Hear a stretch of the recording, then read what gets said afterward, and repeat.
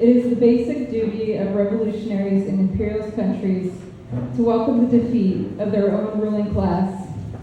This is the concept known as revolutionary defeatism. Instead of defending or upholding the status of one's own country, you welcome its upheaval. Though the ruling class in the imperialist bloc is against the working people who make its wheels turn, and though it cuts into the wages and a collective ability of workers at every turn, the expectation of every imperialist society is an ardent defense of the ruling class. Institutional binding constrains workers from approaching the upheaval of this system. So to unlock this understanding of revolutionary defeatism is truly revolutionary. Even if the targets of U.S. government hostility were imperialist, it would still be correct to welcome their advance. It would still be correct to welcome the victory of Russia in Ukraine and to welcome the success of One China. It is never appropriate for a revolutionary to side with its own imperialist bourgeoisie, and this is fundamental. In every conflict, the pressure to be swayed is cacophonous, and the underlying threat to dissenters is palpable. So-called experts of lies are thrust forward in a sounding chorus.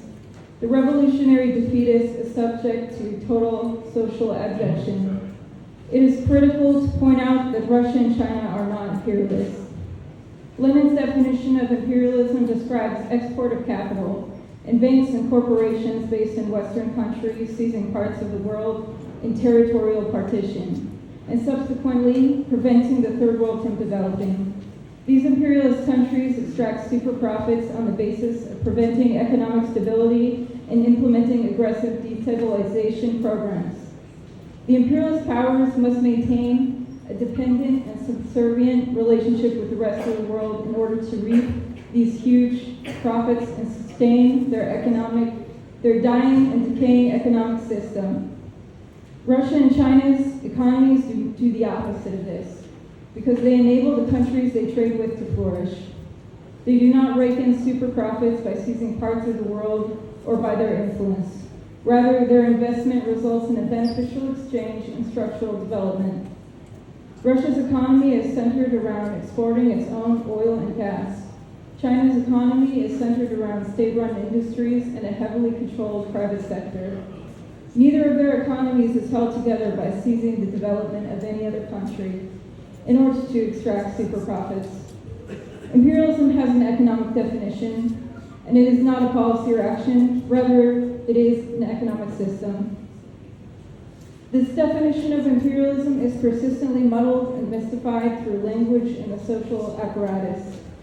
Viewpoints that abstract imperialism away from this economic basis are foisted upon the people of the imperialist countries at every turn. A vague and tenuous grasp of economic systems propel young radicals and dissidents away from a sound understanding of imperialism, and they crash back and forth, being tossed by every new academic abstraction and news item. There is a reason why so many so-called socialists in the Western sphere of influence are neutral or even support the U.S. NATO position on Ukraine, while falling into an easy rhythm of condemning Russia and demonizing China. Any finger wagging at the U.S. military-industrial complex is couched in this demonization of anti-imperialist powers, and in that way, they perfectly serve the imperialist agenda that seeks to gin up hostility and support among the masses of people for intervention and military escalation. The expression of talking out of both sides of your mouth comes to mind. The liberal legitimacy of the academic and managerial class in the imperialist countries require these two faces, and they supplant revolutionary defeatism. There is an ease and moral superiority in being against everything, and that marks this intellectual and anti-activist class. But a fight that upholds this economic status quo is only play-acting revolutionary affectation. It is a put-on. The nonprofit industrial complex and the academic streams that feed the activist workers and students are from this poisoned well, which produces a perilous confusion. The channels for funding activism are constrained by NGOs which are profitable on the basis of catering to enormous foundations that accrue their money and influence through imperialist plunder and require the maintenance of that imperialist plunder. Similarly, research and publications are constricted by the whims of universities that act in the same manner and require defense to the supremacy of identity. In this sphere, the cultural is primary, and academic jargon flourishes in books and media, and through the incessant use of arcane language at every institutional level. With all of this nudging, the socially proper views of woke and the reaction to them, anti-woke, become mainstream currents that seem to occur as some inevitability. But in actuality, this is a calculated social engineering that forwards a limited framework and is a single imperialist imperative. Marxism is, in the Western understanding, a model for cultural deconstruction and articulation, but is made to never touch the economics on which it is actually based. In this framework, injustice is a discrete happening, to be rooted out, but is propelled through institutional systemics and power stemming from an abstraction known as whiteness. There is certainly an assurance being made to the ruling class in this intellectual product. Assuredly, any word or action, no matter how hostile to capitalism, will never be permitted to touch the material economic system that is imperialism. Assuredly, Western Marxism will be a symbol of rage, an outlet for discontent, but remain completely void of power or incisive ability. As Lenin stated, it has been shown in practice that working class activists who follow the opportunist trend are better defenders of the bourgeoisie than the bourgeoisie themselves.